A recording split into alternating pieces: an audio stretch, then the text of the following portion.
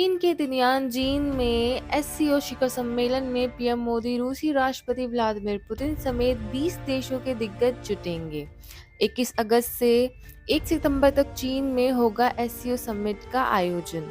शिखर सम्मेलन में एससीओ के सदस्य देश एक संयुक्त घोषणा पत्र पर हस्ताक्षर कर सकते हैं, जिसमें अमेरिका की टैरिफ नीति का जवाब दिया जा सकता है।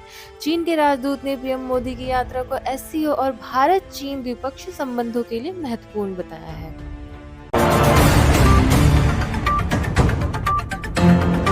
गाजा के नासिर अस्पताल पर हुए हमले में 5 पत्रकारों की मौत हो गई थी। ये हमला इजरायल की तरफ से किया गया था, जिसमें 21 लोग मारे गए थे। इनमें डॉक्टर्स और रेस्क्यू टीम के सदस्य भी शामिल थे। इस हमले की दुनिया भर में काफी आलोचना हो रही थी। अब इजरायल ने हमले के लिए खेद प्रकट किया है। इजरायल का कहना है कि उनका युद्ध केवल हमास के साथ है और वे हमास को हराना चाहते हैं। इजरायल के प्रधानमंत्री कार्यालय ने इस घटना पर गहरा दुख जताते हुए कहा कि वह पत्रकारों, चिकित्सा कर्मचारियों और सभी नागरिकों के काम को महत्व देते हैं।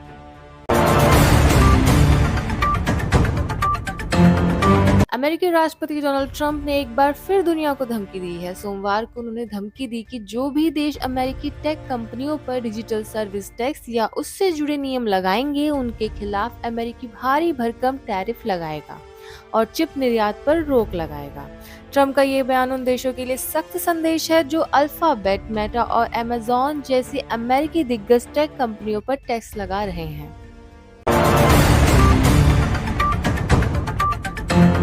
प्रधानमंत्री नरेंद्र मोदी ने अहमदाबाद के हंसलपुर स्थित सुजुकी मोटर प्लांट में सुजुकी के पहले वैश्विक रणनीतिक battery electronic vehicle EV Vitara को हरी झंडी दिखाई। भारत की सबसे बड़ी कार निर्माता कंपनी मारुति सुजुकी ने जनवरी 2025 में भारत मोबिलिटी ग्लोबल एक्सपो में ई विटारा को प्रदर्शित किया था।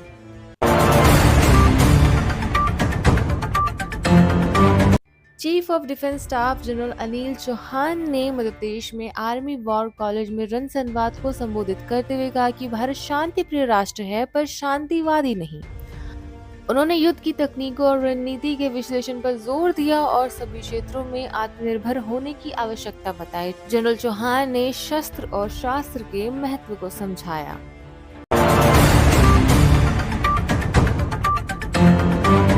राजस्थान के उदयपुर में खिरवाड़ा इलाके में एक दुखद घटना घटी, जहां एक कार नाले में गिरने से 3 लोग लापता हो गए थे, जिनमें से 2 के शव बरामद हो चुके हैं। भारी बारिश के कारण नदी नाले उफान पर हैं, जिससे सवाई माधोपुर, कोटा, बूंदी समेत कई जिले में बाढ़ की स्थिति गंभीर हो गई है और आम जनजीवन अस्त व्यस्त हो गया है।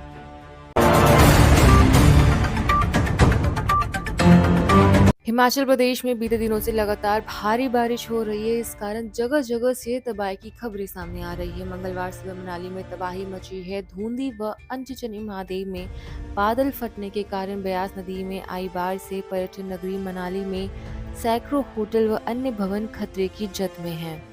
ब्यास नदी में 4 लेन व हाईवे बह गया है। इस कारण मनाली से आवाजाही पूरी तरह से कट चुकी है। हजारों पर्यटक मनाली में फंस गए हैं। पर्यटक होटलों में कैद है, लेकिन नदी किनारे के होटलों को खाली करा दिया गया है।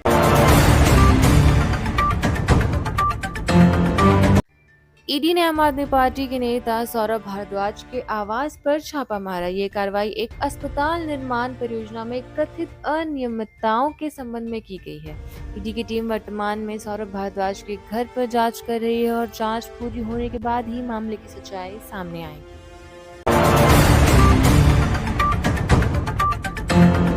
यूपी के बरेली में झांगुर गैंग के सामान मतांतरण कराने वाला गिरोह पकड़ा गया है। गिरोह का सरगना अब्दुल मजीद मदरसा चलाता है। पुलिस ने अब्दुल मजीद, सलमान, आरिफ और फहीम को गिरफ्तार किया है।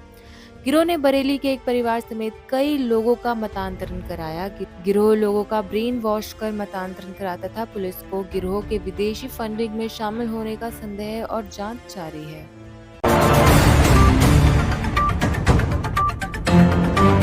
13 साल के लंबे अंतराल के बाद पाकिस्तान के उप प्रधानमंत्री और विदेश मंत्री इशाक डार की बांग्लादेश यात्रा ने एक बार फिर 1971 के घावों को कुरेद दिया।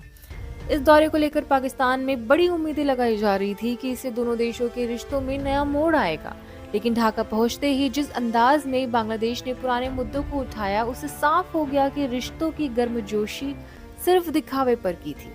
1971 के मुक्ति संग्राम के दौरान पाकिस्तान की सेना द्वारा की गई जातियों को लेकर माफी की मांग फिर से उठाई गई।